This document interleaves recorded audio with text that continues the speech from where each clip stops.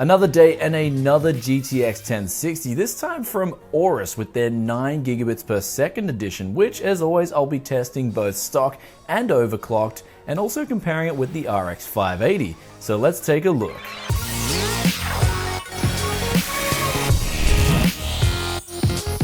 Welcome back to Tech Yes City, this is Brian, and today we have a heap of new games which I'm going to be testing out with these two graphics cards. So without wasting any more time, let's get those benchmarks rolling.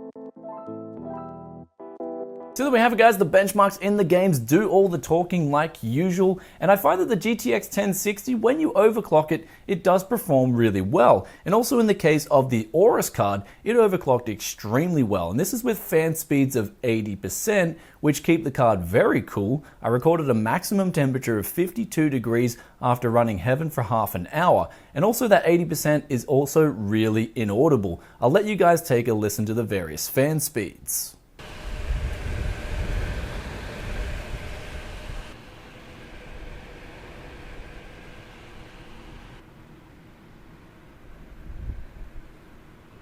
Though, going back to those benchmarks, at the stock figures, you can see that the RX 580 and the GTX 1060 do indeed trade blows. So if you were to buy one, you'd probably at the moment buy whichever one you could actually get at retail, as the mining craze is pretty much sold out every GTX 1060 and every RX 580 out there. So if you manage to pick up one of these at retail value, then you would quite simply be winning at this point in time. However, one thing I did miss out in my previous comparison was that the RX 580 does have FreeSync support, which is a technology implemented in monitors that changes the monitor's refresh rate to the actual FPS of the GPU, so you can get a smoother experience on the RX 580 on a budget. Though as opposed to the GTX 1060, you do get a card that has better performance per watt, and this enables the card to essentially run cooler because it's using less power. And with that, it also enables the card to run quieter, in my opinion, because of the fact that it's running cooler.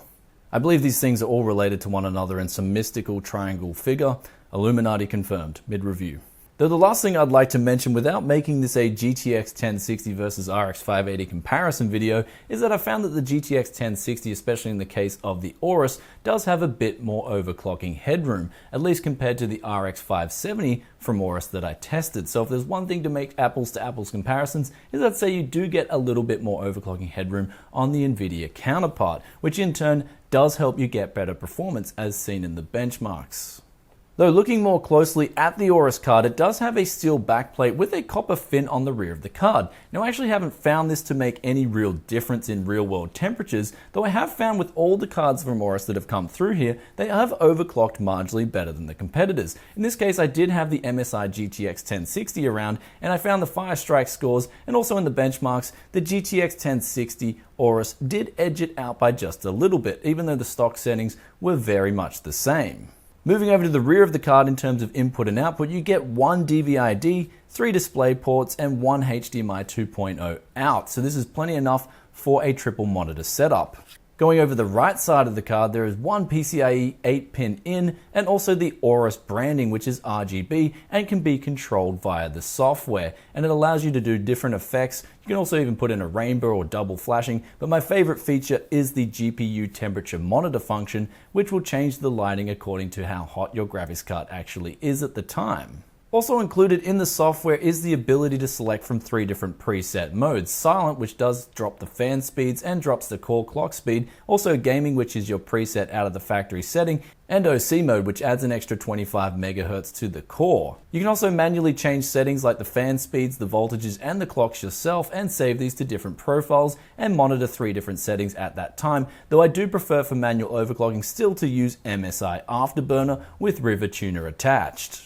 And going back to the front of the card, the whole heatsink is cooled down by 3 80mm fans, which do have manual control and also have fan stop technology, which will completely remain quiet if the graphics card is in idle on the desktop, for example, or the graphics card is just not being used heavily. And it's judgment time for the GTX 1060 from Aorus, and what do I think of it and would I recommend it? And currently, and if you're in Australia, you can get this for around 470 Australian dollars. So it is a little bit expensive and it does command a premium over previous GTX 1060 6GB models. Though keep in mind though, the overclocks on this thing are very impressive, and this is something that I've found with a lot of Aorus cards that have come through here. They have all overclocked pretty well. The power consumption on this card is actually really good as well. It only uses up an extra 5 watts compared to the MSI version when they were both overclocked, and of course this does overclock a little bit better than the MSI card did, and this was both at 25-degree ambient temperatures.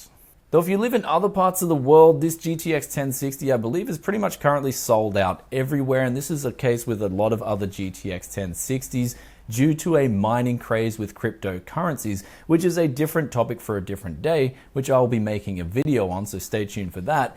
And really, if you can pick up one of these cards for retail price at the moment, I would recommend doing so if you want to get into PC gaming, because I believe that the only cards that are going for retail in a lot of parts of the world at the moment are the GTX 1050 Ti's and also the GTX 1080s. Though these 1060s, since they are pretty good at mining certain cryptocurrencies, are selling out pretty much everywhere. And it's also, I believe, a similar story with the GTX 1070s and 1080 Ti's, and of course the RX 580s and RX 570s. Though when it all comes down to it, the GTX 1060 from Aorus is a very solid implementation. It remains very quiet, overclocks really well, and also remains really cool. So I was very impressed by this card, and it's one that I can definitely recommend, as I said before, if you can pick it up for at least retail price. Anyway guys, I hope you enjoyed this review, and let me know in the comments section below what you think about the GTX 1060s and RX 580s and the whole mining craze, and I'll catch you guys in another tech video very soon. Peace out for now.